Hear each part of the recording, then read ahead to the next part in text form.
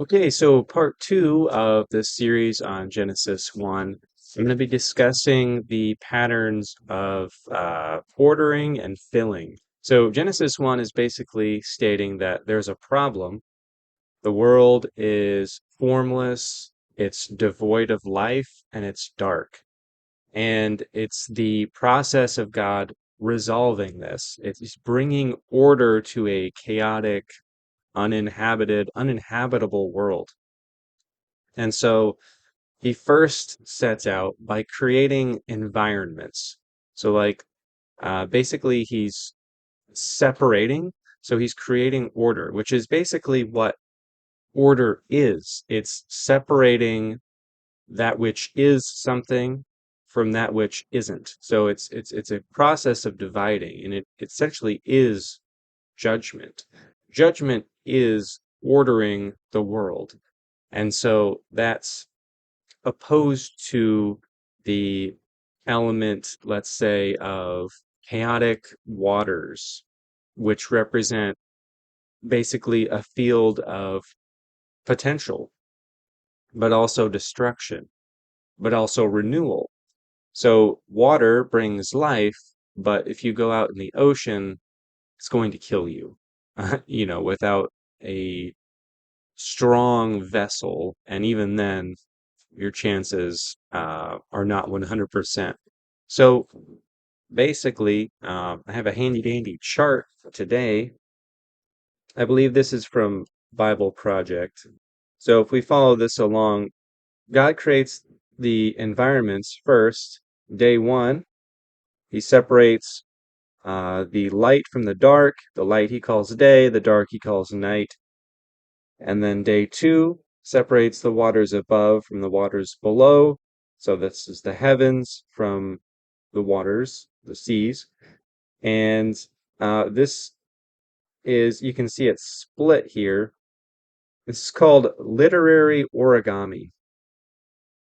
So the way this is divided up, you have the environments, the inhabitants, heavens, and earth. But if you follow from day one to day six, you have light and dark, waters above and waters below. So that's kind of a midpoint.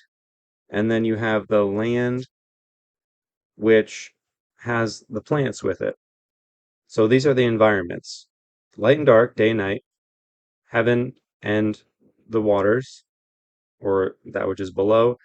And then you have the waters being divided from the land, which is what takes place on day three. The land is called up from the water. And then finally,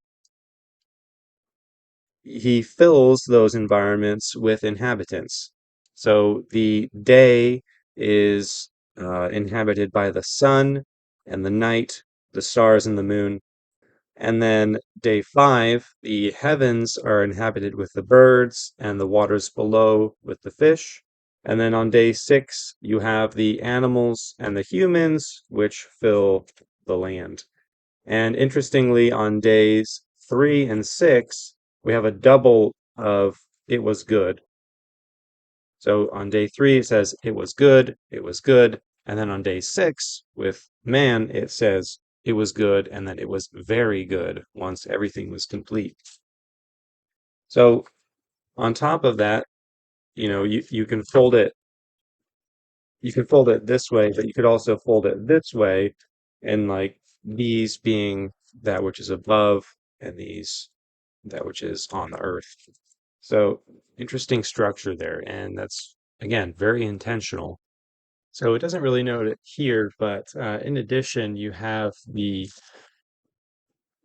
plants being the beginning of the filling. So in a sense, you have the land being separated from the earth, and then you have these plants which are living, but they're not, animals. So it's like they're not quite inhabitants, but they are.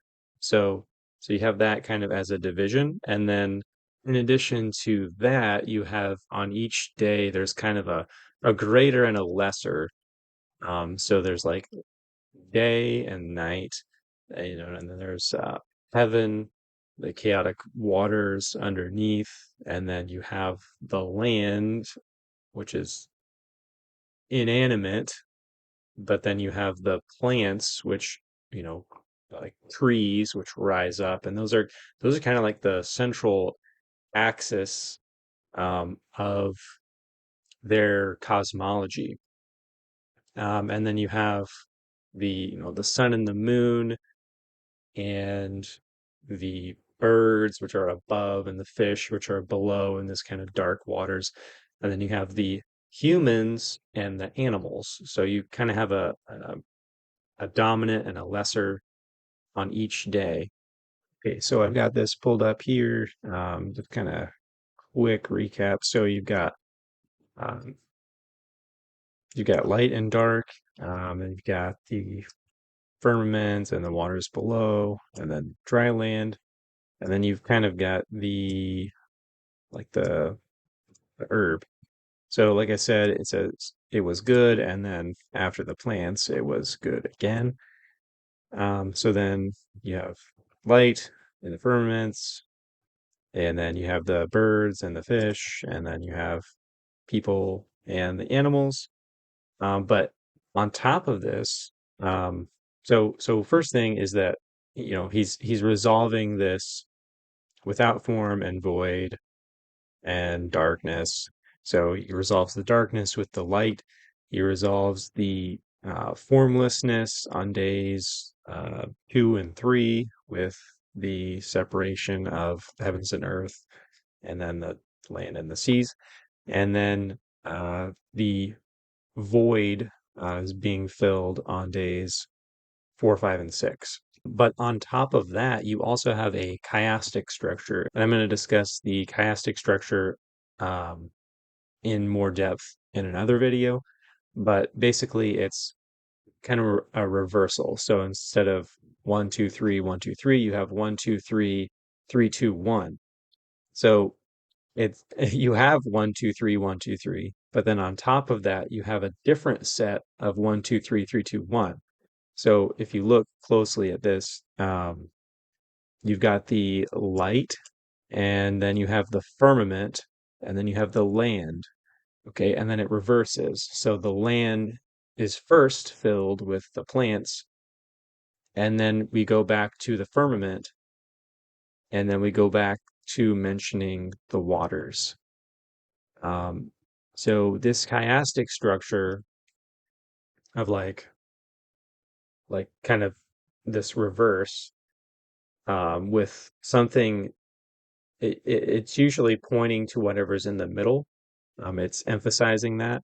So, this fact that, you know, it was good, and that this is God's completion of the ordering phase, and then he's about to begin filling and creating the things which will have dominion over those spaces that he had just created. So, like I said, you have all of these. You have the sevens, which I went over before. You have this pattern of 1, 2, 3, 1, 2, 3, but then this chiastic structure as well layered on top of that. And then you have other chiasms, like within the verses, and then the entire section itself, which we'll go over in the next video. So thanks for watching.